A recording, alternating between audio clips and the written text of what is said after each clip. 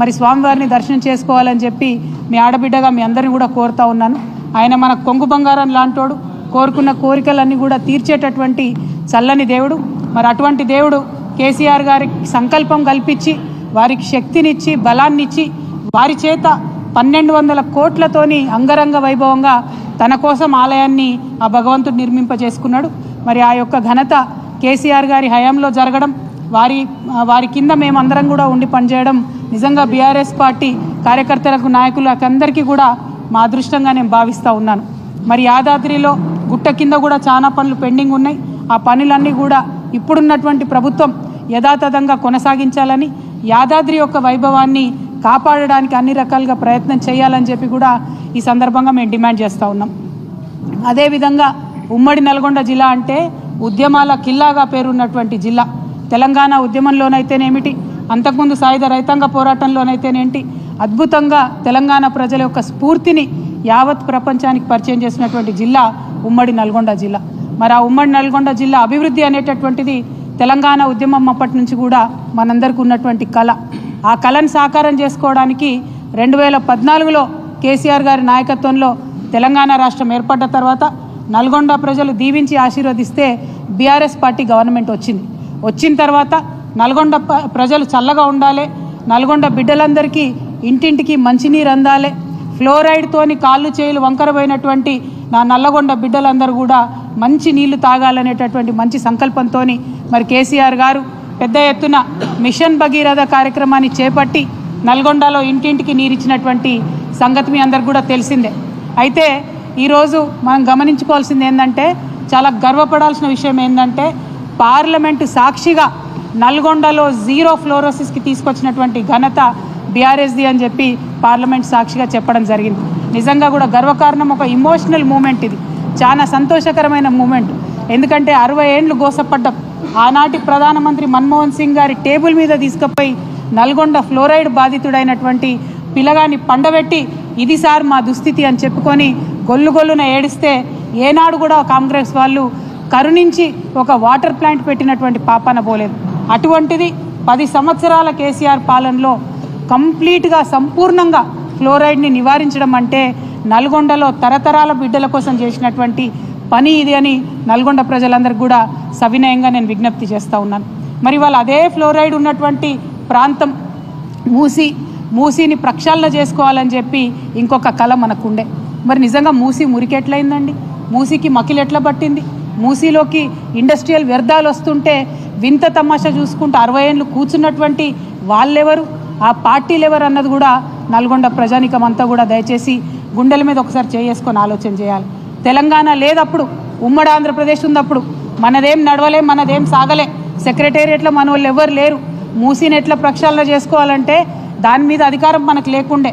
ఉద్యమం కోసం పిడికిలెత్తి పోరాటం చేసినన్ని రోజులు కూడా మనం అనుకున్నాం, ఏంది మూసీని మంచిగా చేసుకుంటాం, మూసీని గోదావరిని అనుసంధానం చేసుకుంటాం, మూసీలో గోదావరి నీళ్లు పంపు చేసి కంప్లీట్గా మూసీ పరివాహక ప్రాంతం అంతా కూడా బంగారు పంటలు పండేలాగా చేసుకుంటాం అనుకున్నాం. ఫ్లోరైడ్తోని భూమి కూడా మొత్తం సారం కోల్పోయింది. భూమిలో పండేటటువంటి పంటలు కూడా విషతుల్యమైనాయంటే కేసీఆర్ గారు కన్న కళ, ఎంతోమంది తెలంగాణ వీరులు కన్న కళ ఏంటంటే మూసీ నదిని ప్రక్షాళన చేసుకుంటామని అనుకున్నాం. మనం దానికోసం ప్రాజెక్టులు పెట్టుకున్నాం, దానికోసం ఒక 31 STPలు కట్టినాం. అంటే వచ్చే నీళ్లను శుద్ధి చేసేటటువంటి 31 కేంద్రాలను కేసీఆర్ గారి హయాంలోనే ట్రీట్మెంట్ ప్లాంట్ని నిర్మాణం చేయడం జరిగింది. ఆ తర్వాత మూసీని గోదావరిని కలపాలి. మూసీని గోదావరిని కలపడానికి మనకు కొండపోచమ్మ నుంచి అయితే దగ్గర అవుతుంది. దానికోసం ఒక 1600-1700 కోట్ల రూపాయలు అయితే సరిపోతుందని చెప్పి మనం ప్రాజెక్టులు పెట్టుకోవడం జరిగింది. అంటే మూసీలో 2 ఉన్నాయి అంశాలు, ఒకటి మూసీ ప్రక్షాళన, ఇంకొకటి మూసీ పునరుజ్జీవనం. ఈ 2 కూడా కేసీఆర్ గారి హయాంలో అత్యంత తక్కువ ఖర్చుతోని శాశ్వతంగా పరిష్కారం అయ్యేటటువంటి విధంగా మనం ఆల్రెడీ ప్రణాళికలు చేసి పెట్టినాం. అందులో 31 STPలు కూడా ఇలా పనిచేస్తున్న విషయం ఇప్పుడున్నటువంటి కాంగ్రెస్ పెద్దలకు కూడా తెలుసు. వాళ్ళ అధికారంలోకి వచ్చినాక ఏం చేసిండ్రు, కేసీఆర్ గారు పెట్టిన ఆ 3 STPలనే ఇప్పుడు మళ్ళీ వాళ్ళు ప్రారంభించి కొత్తగా ఏదో సాధించినట్టు జబ్బలు జరుచుకుంటున్నటువంటి పరిస్థితి మనకు కనబడతా ఉన్నది. ఇవాళ నల్గొండ జిల్లా ప్రజలకు, ఉమ్మడి నల్గొండ జిల్లా ప్రజలకు, అట్లానే తెలంగాణ ప్రజలకు నేను చెప్పేది ఏంటంటే, మూసీ ప్రక్షాళన కావచ్చు, మూసీ పునరుజ్జీవనం కావచ్చు, 2 కూడా కేసీఆర్ గారి మదిలోని ఆలోచనలే. దానికి ప్రణాళికలు కూడా సిద్ధమైనాయి. కానీ ఇవాళ కాంగ్రెస్ ఏంటిది, మూసీ అంటే దాన్ని ఒక ఏటీఎం లాగా తయారు చేసుకోవాలి. మూసీ గోదావరికి 1700 కోట్లతోని కొండపోచమ్మ సాగర్ నుంచి దగ్గర దారి లింకేజ్ ఉండంగా 7500 కోట్లు పెట్టి కాంట్రాక్టర్ల కోసం మల్లన్న సాగర్ నుంచి తీసుకొచ్చేటటువంటి సరికొత్త ప్రణాళికను ఇప్పుడు తెర మీదకి తీసుకొస్తూ ఉన్నారు. మరి 7500 కోట్ల ప్రజాధనం దుర్వినియోగం చేయడానికైనా ఈ నల్గొండ జిల్లా బిడ్డ ఉత్తమ్ కుమార్ రెడ్డి గారు ఇరిగేషన్ మంత్రిగా ఉన్నారని చెప్పి నేను ఇవాళ ప్రశ్న వేస్తూ ఉన్నా. దీనికి ఉత్తమ్ కుమార్ రెడ్డి గారు సమాధానం చెప్పాలి. అంతకుముందున్న ప్రాజెక్టుల ప్రాబ్లం ఏంది? 1700 కోట్లతోని కొండపోచమ్మ సాగరు మూసి అనుసంధానం చేసేటటువంటి ఆస్కారం ఉన్నప్పుడు కొత్త ప్రాజెక్టు 7500 కోట్లతోని ప్రజాధనం దుర్వినియోగం చేయాల్సిన అవసరం ఏముందని మేము ప్రశ్నిస్తూ ఉన్నాం. అదేవిధంగా మరి మూసీ ప్రక్షాళన అంటే ఏంటిది? మూసీలో ఉన్న మురికి నీళ్ళు ప్రక్షాళన చేయాలి. కానీ కాంగ్రెస్ పార్టీ వారి దృష్టిలో మూసీ పరివాహక ప్రాంతంలో ఉన్న పేద ప్రజల ఇండ్లను ప్రక్షాళన చేసే కార్యక్రమం వాళ్ళు మొదలుపెట్టింది.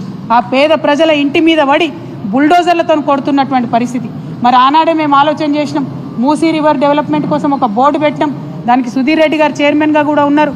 నాకు తెలిసి 20,000 కోట్ల లోపలనే దానికోసం ప్రణాళికలు కూడా సిద్ధం చేసి మొత్తం కూడా ప్రక్షాళన చేయాలనుకున్నాం. కానీ ఇవాళ ముఖ్యమంత్రి గారు ఏమంటారు? ఒకసారి 50,000 కోట్లు అంటాడు, ఒకసారి 1,00,000 కోట్లు అంటాడు, ఒకసారి 1,50,000 కోట్లు అంటాడు. మరి ఎందుకోసం అన్ని కోట్లు? అందులో రియల్ ఎస్టేట్ ప్రాజెక్ట్ ఏందో, దానికి వరల్డ్ బ్యాంక్ నుంచి రుణాలు ఎందుకో ఇవాళ ఒక్కసారి నల్గొండ జిల్లా ప్రజలు దయచేసి ఆలోచన చేయాలి. మూసీ పేరుతోని మన రాష్ట్రాన్ని మళ్ళా ఏటీఎంగా మార్చి మూసీలో వచ్చినటువంటి మనీని ఢిల్లీకి పంపే ఆలోచన తప్పితే ఇంకోటి ముఖ్యమంత్రి గారికి లేదు. దీన్ని నల్గొండ జిల్లా ప్రజలు దయచేసి అర్థం చేసుకోవాలని కోరుతూ ఉన్నాను. మూసీ పేరుతో ఇక్కడ వచ్చి ప్రారంభోత్సవం చేస్తామని చెప్పి అడ్డగోలు మాటలు ముఖ్యమంత్రి గారు మాట్లాడారు. వారు మాట్లాడిన మాటలు నల్గొండ జిల్లా ప్రజలందరూ కూడా విన్నారు. మరి వారి భాషలోనే వారికి ఖచ్చితంగా ఇవాళ మాటల పరంగా బీఆర్ఎస్ పార్టీ జవాబు చెప్తుంది. చెప్పకుండా ఏం ఊరుకోం. మీలాగా 2-3 రౌడీ ముక్కలు నేసుకొని ఆఫీసుల మీద దాడి చేసేటటువంటి దరిద్రపు సంస్కృతి మాది కాదు. మాది మాటలతోని, విఘ్నతతోని, సిన్సియారిటీతోని, ప్రజల దగ్గర పనిచేసే కమిట్మెంట్తోని ప్రజల మనసులు గెలుచుకునేటటువంటి పాలసీ ఫిలాసఫీ బీఆర్ఎస్ పార్టీది. మీరేదో దాడి చేస్తాం, ఆఫీసుల మీదకి వస్తాం, ఇండ్ల మీదకి వస్తామంటే భయపడేటోళ్ళు ఎవరు లేదు. మాది 60 లక్షల సైన్యం ఉన్నటువంటి బీఆర్ఎస్ పార్టీ కుటుంబం మాది. మా 60 లక్షల మంది తలుసుకుంటే మీరు ఒక్క అడుగు కూడా తెలంగాణలో కదిలేటటువంటి పరిస్థితి ఉండదు. ఖబర్దార్ కాంగ్రెస్ నాయకులారా, మళ్ళొక్కసారి ఎక్కడ బీఆర్ఎస్ పార్టీ ఆఫీస్ వైపు కన్నెత్తి చూసినా కూడా బీఆర్ఎస్ పార్టీ సైనికులు ఎవరు కూడా ఊరుకోరని చెప్పి ఈ సందర్భంగా మీకు తెలియజేస్తూ ఉన్నాను. మరి మన నల్గొండ జిల్లా ప్రజలందరికీ తెలిసిందే, ఆనాడు ఉద్యమంలో అంతకన్నా ముందు కూడా మనం అనుకున్నాం, నల్గొండ కేంద్రంగా పాలన జరిగితే మరి దూర ప్రాంతాల నుంచి నల్గొండకి కలెక్టర్ దగ్గరికి వస్తే 2-3 రోజులు నల్గొండ పట్టణంలో ఉండి పని చేసుకొని పోవాల్సినటువంటి పరిస్థితి ఉండే. కానీ దాన్ని నిర్మూలించాలని, ప్రజల వద్దకే పాలన వెళ్ళాలని చెప్పి నల్గొండ నుంచి మళ్ళీ కొత్తగా జిల్లాలను ఏర్పాటు చేసుకున్నాం. జిల్లాల ఏర్పాటుతో ఊరుకోలేదు.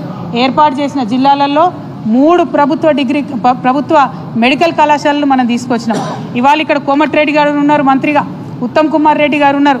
వారిద్దరు నేను ప్రశ్నిస్తూ ఉన్నా, 60 ఏండ్ల మీ పాలనలో కనీసం ఒక్కటంటే ఒక మెడికల్ కాలేజు మీరు తీసుకురాగలిగినరా? నల్గొండ జిల్లా ప్రజల దగ్గరికి పరిపాలన తీసుకురావాలనేటటువంటి సోయి మీకున్నదా? ఆనాడు కేసీఆర్ గారు కలెక్టరేట్ ఓపెనింగ్కి పిలిస్తే కోమటిరెడ్డి గారు కూడా వచ్చి కేసీఆర్ గారి పక్కన కూర్చొని మరి ఇంత అద్భుతమైన కలెక్టరేట్ కట్టిండ్రు, ఇటువంటి కలెక్టరేట్లు వేరే రాష్ట్రాలలో సెక్రటేరియట్ల కన్నా పెద్దగా ఉన్నాయని చెప్పి పొగిడినటువంటి